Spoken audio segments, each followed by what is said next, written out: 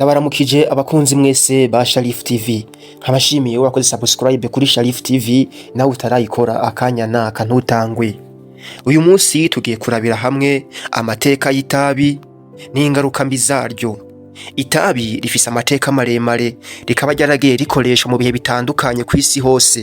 Tugiye kurabira hamwe uko ryagiye rikorwa rikwirakwira ndetse n'ingaruka zaryo. Ndabahaye ikaze.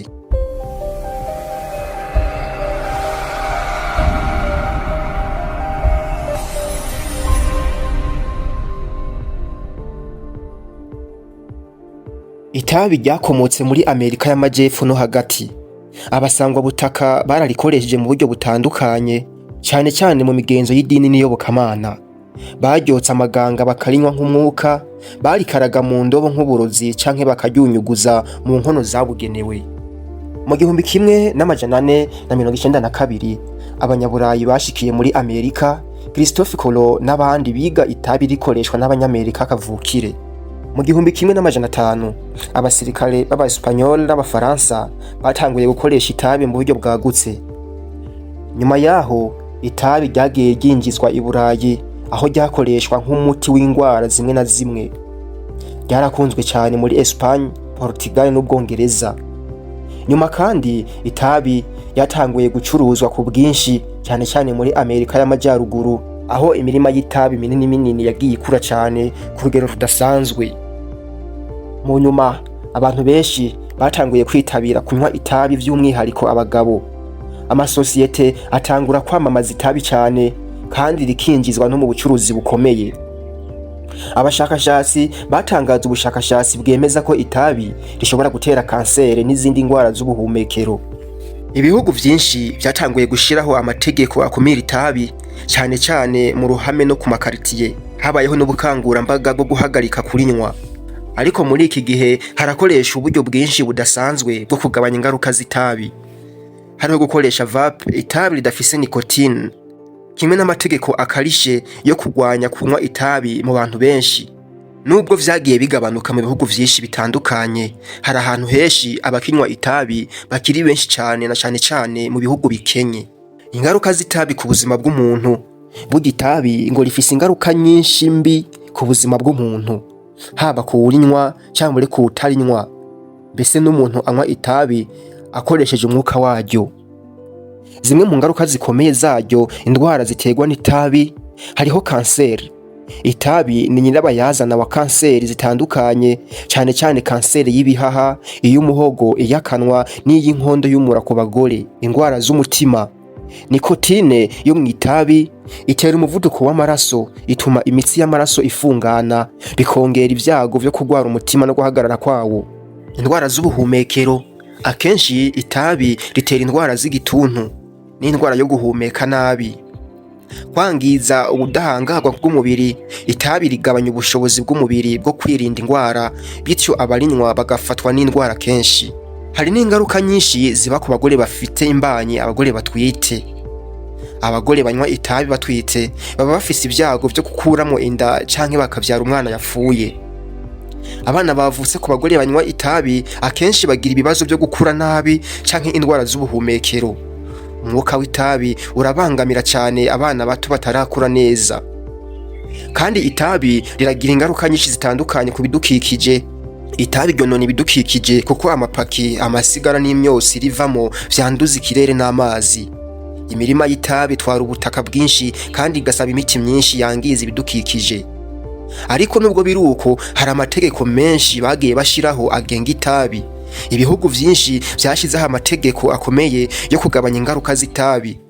Gukumira itabi mu ruhame. Mu bihugu vyinshi kurinywera ahantu hateraniye abantu nk'amaresitora, utubari n'ibitaro birabujijwe. Hari n'ibihano ku kwamamaza itabi. Hari ibihugu vyinshi vyaciye burundu kwamamaza itabi ku maradiyo, kuri televiziyo no ku binyamakuru bigiye bitandukanye. Imisoro ku itabi kugira ngo rigabanye gukoreshwa. Ibihugu vyinshi bishiraho imisoro myinshi ku itabi bigatuma rihenda canke se rizimba.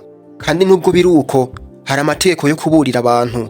Akenshi ibitekewemwo itabi biba vyanditswe ko yuko itabi rigira ingaruka mbi, kandi hakaba n'amafoto agaragaza uko ryangiza umubiri w'umuntu.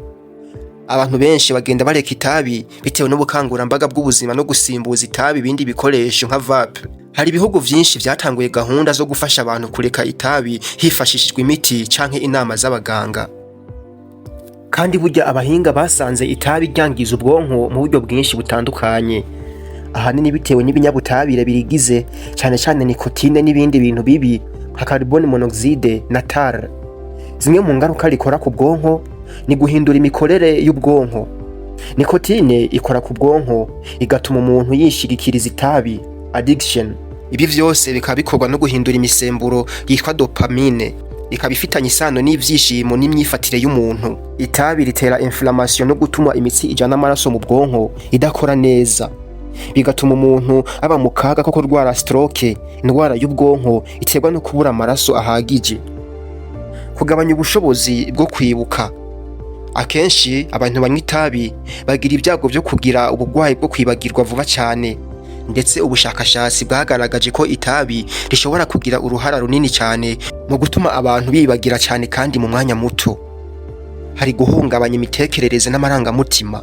Abantu banywa itabi cyane bashobora kugira ibibazo byo kwihebura, depression, kuko nikotine igira igihe cyo gutanga ivyishimo vy'ako kanya ariko igasiga ubwonko budatekanye, kwangiza ubushobozi bwo gufata ivyemezo. Itabi ryangiza agace k'ubwonko kitwa prefrontal cortex gafasha umuntu gutekereza no gufata imyanzuro myiza. Ibi vyose bikaba bisobanura impamvu abanywa itabi kenshi bagira ingorane mu gucika ku buhabwe bwaryo. Nubwo abantu benshi banywa itabi bakumva umenga bararuhutse, burya riragenda ryangiza ubwonko buke buke, rikagabanya ubushobozi bwo gutekereza neza, rikongera ivyago vyo kwibagirwa no kurwara indwara z'ubwonko. Iyo umuntu aretse itabi, ubwonko bushobora kwiyubaka buhoro buhoro, bityo bikamufasha kugira ubuzima bwiza. Hari ubushakashatsi bwagaragaje ko igihe umuntu aretse kunywa itabi, ubwonko butangura kwisana buhoro buhoro. Mu minsi ya mbere amaraso atangura gutwara umwuka mwiza, oxygen, ku bwonko neza. Nikotine itangura kugabanuka mu muntu, maze umuntu akumva yifuza itabi, akumva ashaka kurinwa, ariko iyo yihanganye biza kurangira vyose. Mu minsi mike ikurikira, ubwonko butangura kugira dopamine karimano, bigatuma umuntu yumva anezerewe, ameze neza kandi akumva adakeneye itabi. Imitsi ijana amaraso mu bwonko irisukura, bikagabanya ivyago vyo kurwara stroke. Mu mezi make akurikira, ubushobozi bwo kwibuka no gutekereza neza biragaruka, indwara zo kwihebura no kugira ubwoba bikagabanuka kandi bigahera burundu.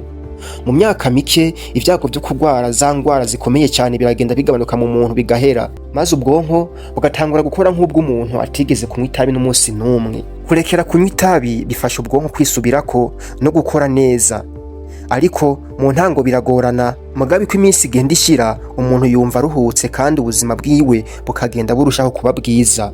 Je mwumva ndi Sharifu.